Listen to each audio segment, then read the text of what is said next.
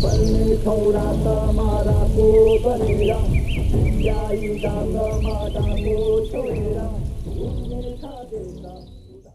पत्रिका पढ्दै हुनुहुन्छ अनि के छ त आजको पत्रिकामा?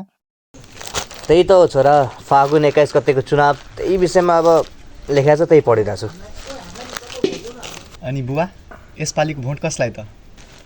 त्यही त हो, जसलाई दिँदै आएका छौँ। अब की बार फेरि त्यही सरकार। मतलब परिवर्तन चाहिँदैन? परिवर्तन छ त परिवर्तन हेर त। ए परिवर्तन भएको छ? के परिवर्तन भएको छ भन्नुहोस् त? ल मलाई गिनेर देखाइदिनु त के परिवर्तन भएको छ।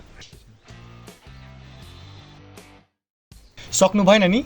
तर देशको हालत कस्तो छ म भनौँ?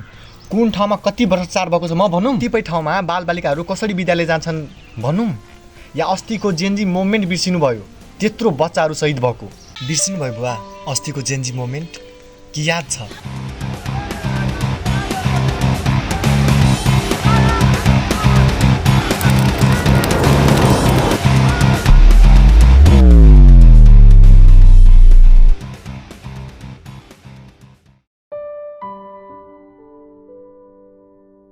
ती निर्दोष बालबालिकाहरूको के दोष थियो? आन्दोलनमा नगएका त्यो व्यक्तिहरू पनि होमिए त्यो आगोमा। तिनीहरूको के दोष थियो? कति आमाको कोख रित्तियो, कति बाउको सपना मरे। तिनीहरूको लेखाजोखा कहाँ गयो? बा कहाँ गयो? अनि फेरि तपाईँ भन्नुहुन्छ त्यही दल, त्यही पार्टी, त्यही सरकार। अब त होसमा आउनु बुवा, अब त होसमा आउनु। अहिले नआए कहिले आउने? यो दोस्त सुनो, चलो अपन पार्टी के सब नेता सब यहाँ चलो।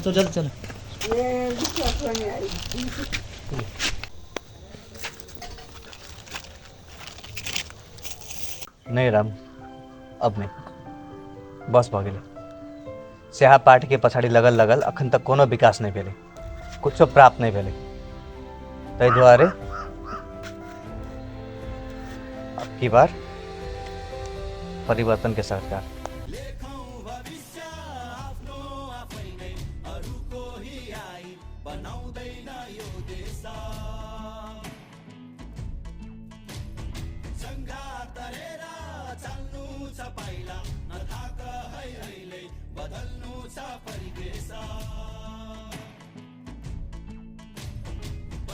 छौरा तमाराको बनेर चिच्याई डाकमा डाको छोडेर उड्ने छ देश उदाउने छौ।